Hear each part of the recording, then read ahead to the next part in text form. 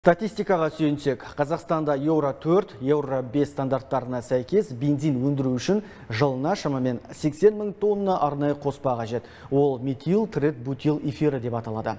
Келесі жылдан бастап аталған қоспаның 71% Шымкентте өндіріледі, себебі осы жылдың шілде айынан бастап мегаполисте Шымкент химиялық компаниясы өз жұмысын бастады.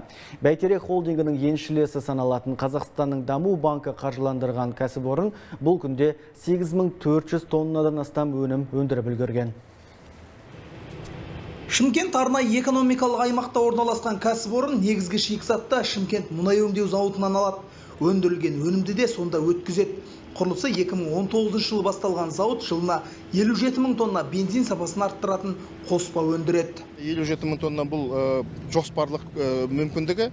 Одан басқа Шымкент мұнай өңдеу зауыты қанша газ өңдей алады, және де қанша жоғарықтанды бензин шығаруды жоспарлап отыр. Соған тікелей байланысты. Демек, қажеттілік болса, өнім көлемін арттыруға мүмкіндік бар. Ол үшін 4 ауысыммен 127 жергілікті маман жұмыс істейді.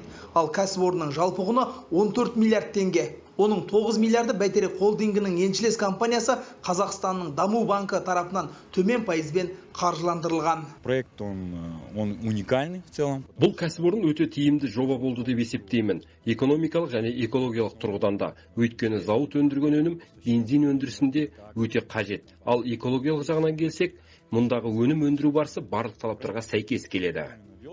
Зауыт франциялық үлгіде салынған. Мұндағы басты талап экологияны ластамай сапалы өнім өндіру. Ол үшін құрылысқа тек жоғары сұрыптағы өнім қолданылған.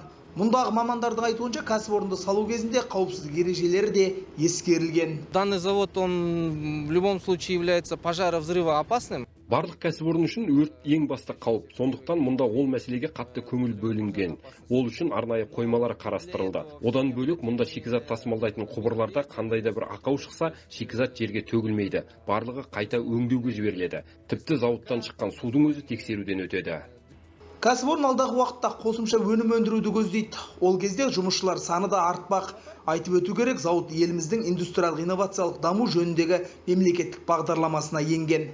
Мақсұт Жарылқасын, Виталий Зайнтдинов, Атамекен бизнес арнасы, Шымкент.